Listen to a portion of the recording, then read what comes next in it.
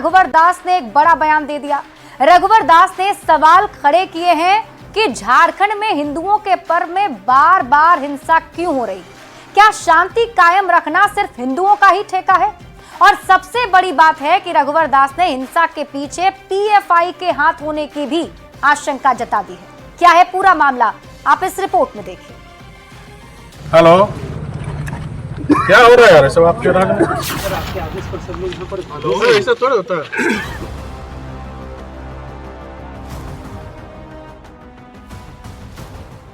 झारखंड में हिंदुओं के पर्व त्योहार में बार बार हो रही हिंसा पर राजनीति गर्मा गई है। गिरिडीह के घोड़थंबा में होली के जुलूस को रोकने को लेकर दो गुटों के बीच हुए पथराव और आगजनी को लेकर बीजेपी आंदोलन के मूड में है। रविवार की रात पूर्व मुख्यमंत्री रघुवर दास पुराने तेवर में दिखे और उन्होंने अधिकारियों की क्लास लगा दी। रघुवर दास ने पार्टी नेताओं को भी नहीं बख्शा और गिरिडीह के जिला अध्यक्ष महादेव दुबे को भी इस बात पर फटकार लगाई कि इतनी बड़ी घटना होने के बाद भी बीजेपी की जिला इकाई क्या कर रही है। हेलो, क्या हो रहा है यार? सब आपके सब निर्दोष लोग को आप लोग जेल भेज रहे हो। ये पाकिस्तान है कि हिंदुस्तान है? ये गिरिडीह होली हिंसा मामले में प्रशासन ने 22 लोगों को जेल भेजा है। निर्दोषों के खिलाफ कार्रवाई से बीजेपी काफी नाराज है। रघुवर दास खुद जब घोड़थंबा पहुंचे तो उन्होंने अफसरों को डांट डपट कर ये पूछ डाला कि ये हिंदुस्तान है या पाकिस्तान? शांति कायम रखना सिर्फ हिंदुओं का ठेका नहीं है। तो हमने प्रशासन से पूछा कि सद्भाव का ठेका सिर्फ हिंदू समाज ही लेगा? रास्ता तो किसी की बपौती है नहीं। गिरिडीह की घटना पर रघुवर दास कह रहे हैं कि सांप्रदायिक सौहार्द कायम रखना सिर्फ हिंदुओं की जिम्मेदारी नहीं है। हाल के दिनों में झारखंड में लगातार हिंदुओं के पर्व त्योहार में हमला हुआ है। रघुवर दास ने इस पूरे विवाद के पीछे पीएफआई का हाथ भी शामिल होने की आशंका जताई है। तो ये जांच भी सरकार के द्वारा होनी चाहिए। कहीं इस दंगा में जो भड़काने की कोशिश की, कहीं पीएफआई का तो हाथ नहीं है। इस बिंदु पर भी पुलिस प्रशासन का मैं ध्यान आकृष्ट करता हूँ। रघुवर दास ने हेमंत सरकार पर जोरदार हमला बोला है और गिरिडीह हिंसा को लेकर काफी गंभीर सवाल खड़े किए। झारखंड में कानून व्यवस्था पर निशाना साधते हुए पुलिस प्रशासन की भूमिका पर भी प्रश्न खड़े किए। देखना होगा कि इस पर सत्ता पक्ष की ओर से क्या जवाब मिलता है। रांची संवाददाता संजय सिन्हा और गिरिडीह संवाददाता एजाज अहमद के साथ ब्यूरो रिपोर्ट, न्यूज़ 18। तो गिरिडीह के घोड़थंबा में होली जुलूस के दौरान हिंसा हुई थी, जिसके बाद पथराव और आगजनी के शिकार पीड़ितों से नेता प्रतिपक्ष बाबूलाल मरांडी ने मुलाकात की और घटना की पूरी जानकारी ली है। पीड़ितों ने नेता प्रतिपक्ष को पूरी घटना के बारे में जानकारी दी है।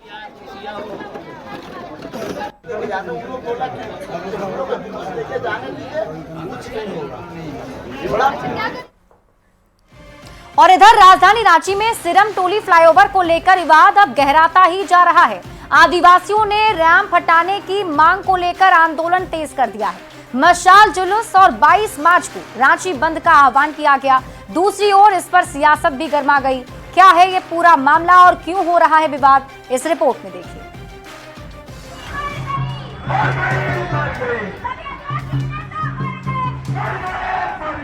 राजधानी रांची में सिरम टोली फ्लाईओवर के पास रैंप हटाने की मांग को लेकर आंदोलन दिन पर दिन तेज होता जा रहा है। सोमवार को भी आदिवासी संगठन के लोग एक जुलूस लेकर अल्बर्ट एक्का चौक पहुंचे और जमकर प्रदर्शन किया। सिरम टोली फ्लाईओवर के रैंप विवाद को लेकर आदिवासी आर पार के मूड में है। 22 मार्च को रांची बंद का आह्वान किया है। आदिवासी समाज सरना स्थल के पास से रैंप को हटाने को लेकर सरकार से लगातार मांग कर रही है। रैंप हट जाए, यहाँ से रैंप हट जाए और हम लोग का शोभा यात्रा अच्छी तरह से आए। जो संगठन जो बटा हुआ है वो नहीं चाहते कि रैंप हटे। किसी को उसको पता नहीं है कि यहाँ कितने भीड़ आते हैं। तो सभी लोगों को माननीय मुख्यमंत्री के द्वारा विधानसभा में बैठकर सबों से बात करके ये आश्वासन कर दिया गया था कि वो हट जाएगा। जब हट जाएगा कहा तो लोगों को थोड़ा सा सब्र रखनी चाहिए और मैं खुद चाहता हूँ कि वो जो स्लोपिंग उतरा है वो हटना चाहिए।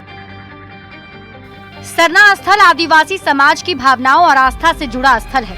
हालांकि इस पर आदिवासी संगठन भी दो हिस्से में बंट चुके हैं। सरना समिति कह रही है कि विधानसभा सत्र के दौरान भी आदिवासी संगठन ने रैंप का विरोध किया था, जिसके बाद खुद मुख्यमंत्री ने रैंप हटाने का आश्वासन दिया था।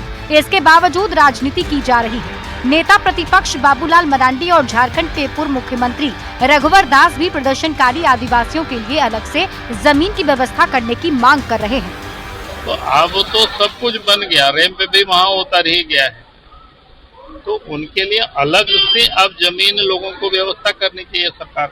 अबुआ सरकार में हमारे जनजाति समाज के साथ आज उसे आदिवासी मुख्यमंत्री रहते हुए अपनी कोई मांग के लिए सड़क पर उतरना पड़ रहा है।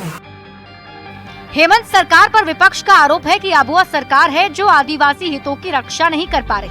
आदिवासियों को अपने अधिकारों के लिए सड़क पर निकलना पड़ रहा है। सरकार में शामिल कांग्रेस ने भी रैंप हटाने की मांग का समर्थन किया है, जबकि सत्ताधारी जेएमएम ने हट छोड़ने की अपील की है। उनको ध्यान देना चाहिए कि यहाँ आस्था का केंद्र है आदिवासियों का, उसको किसी तरह से नुकसान नहीं पहुंचना चाहिए। जो एक हठधर्मिता पर अड़े हैं और आंदोलन की बातें करते हैं, उसमें ज्यादातर चेहरे मुझे नजर आए, नाम जो नजर आया वो भाजपा से जुड़े हुए लोग। तो आखिर क्या चाहते हैं? हेमंत सरकार बातचीत से हल निकालने का भरोसा दे रही है, जबकि आदिवासी समाज के लोग आंदोलन पर उतर आए हैं। देखना होगा सरना स्थल के पास रैंप हटाने को लेकर झारखंड सरकार क्या फैसला लेती है। रांची संवाददाता संजय सिन्हा, ओम प्रकाश और निरंजन के साथ ब्यूरो रिपोर्ट, न्यूज़ 18। तो रांची के सिरम टोली फ्लाईओवर रैंप हटाने का मामला गरमा गया है। मामले को लेकर आदिवासी संगठन लगातार विरोध कर रहे हैं। सैकड़ों की संख्या में हाथ में तख्ती, पोस्टर और बैनर लेकर आदिवासी संगठन सड़क पर उतरे हैं और सत्ता पक्ष विपक्ष नेताओं की शव यात्रा निकाली गई। शव यात्रा सिरम टोली से निकालकर अल्बर्ट एक्का चौक पर ले जाई गई। पुतला दहन कर उसे खत्म किया गया। आदिवासी संगठन ने 21 मार्च को रांची में मशाल जुलूस निकालने और 22 मार्च को रांची बंद का आह्वान किया है।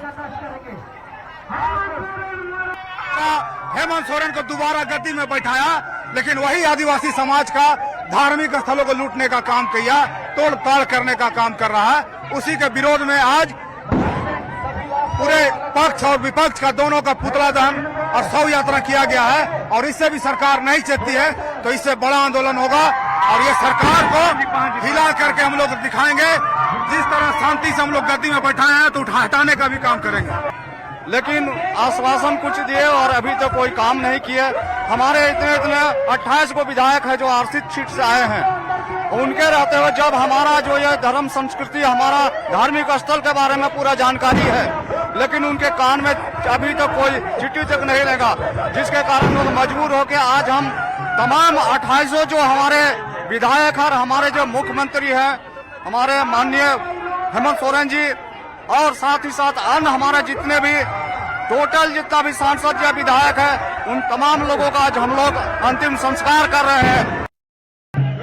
सिरम टोली फ्लाईओवर को लेकर राजनीति शुरू हो गई। आप देखें कि किस तरह से आदिवासी संगठन सड़क पर उतरकर आंदोलन कर रहे हैं और तस्वीर आपको दिखा रहा हूँ, ये सब यात्रा है, इसमें जनप्रतिनिधियों का सब निकाला जा रहा है और सिरम टोली से ये सब निकालकर यहाँ पहुंचे अल्बर्ट एक्का चौक पर। और लगातार इसका विरोध इसलिए हो रहा है कि सरहुल के समय में जितने भी आदिवासी संगठन होते हैं वहां रैली निकालकर वहीं पर समापन होता है, लेकिन केंद्रीय सरना स्थल सिरम टोली के जगह जो रैंप बन रहा है फ्लाईओवर का, उसको लेकर के ये हटाने की मांग कर रहे हैं कि फ्लाईओवर का जो लास्ट है वहाँ दूसरे जोड़ किया जाए। और आप देखें कि लगातार इसका विरोध हो रहा है और यहाँ पर जो उतर करके विरोध हो रहा है, आप देखें कि ये जो जगह है ये अल्बर्ट एक्का चौक है और आपको मैं दिखा रहा हूँ ये तस्वीर, ये मेन रोड है और सामने आप जो देख रहे हैं काफी लंबा काफिला है और लगातार इस बात का विरोध हो रहा है कि जो केंद्रीय सरना स्थल है सिरम टोली के पास, जहां रैंप की समाप्ति होती है और उस स्थल पर हमारा जो जुलूस निकलता है सरहुल के समय में, वहीं पर उस रैंप है उसे हटाया जाए। देखें कि झारखंड विधानसभा का बजट सत्र भी चल रहा है और इस सत्र के दौरान अब इनकी मांगे जो है कितनी जायज है ये आने वाला वक्त ही बताएगा, लेकिन फिलहाल अभी सड़क पर उतरकर ये लोग आंदोलन कर रहे हैं और इनका जो विरोध है वो किस तरह से सरकार मानती है कि नहीं आने वाला वक्त ही बताएगा। लेकिन फिलहाल सभी सड़कों पर उतरकर आंदोलन कर रहे हैं अपनी मांगों को लेकर। कैमरामैन साथ के साथ वीरेंद्र सिंह, वीटी रांची। और अब आप झारखंड कांग्रेस की करते हैं। पार्टी को जमीनी स्तर पर मजबूत करने के लिए कांग्रेस ने एक बड़ी तैयारी की है और पार्टी ने 26 मार्च से 30 मार्च तक 5 दिन लगातार मैराथन मीटिंग का रोड मैप तैयार किया है। क्या है झारखंड कांग्रेस में बड़े बदलाव को लेकर संकेत और किस रणनीति पर काम कर रही है कांग्रेस, ये रिपोर्ट। झारखंड कांग्रेस को मजबूत करने की तैयारी, झारखंड कांग्रेस में बड़े बदलाव के संकेत, झारखंड में जमीनी स्तर तक पहुंचने का प्लान, झारखंड कांग्रेस के कार्यकर्ताओं को नया टास्क।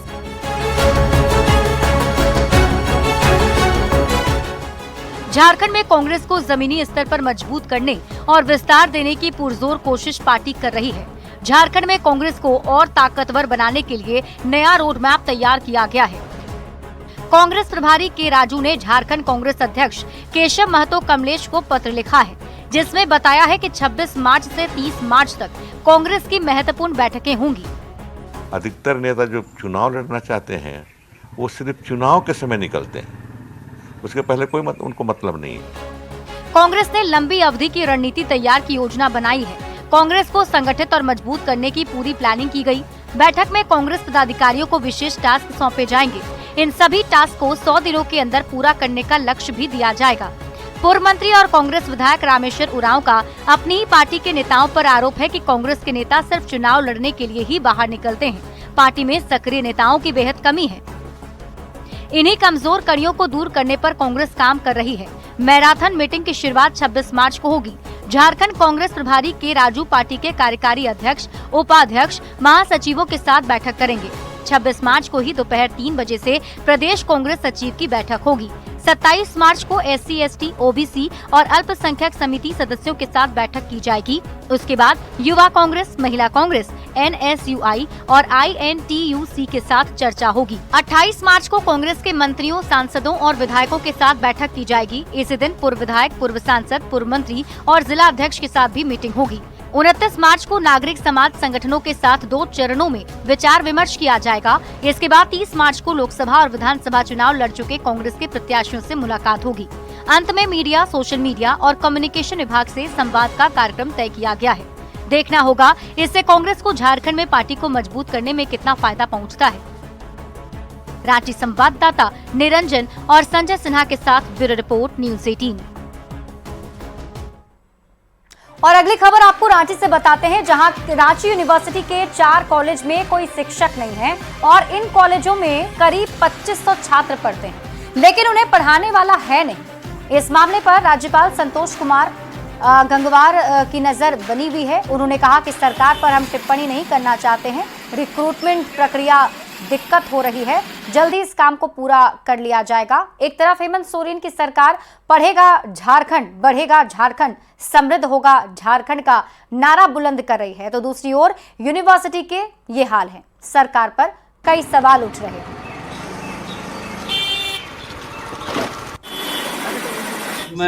हम लगे हुए हैं, ये समस्या पहले से है।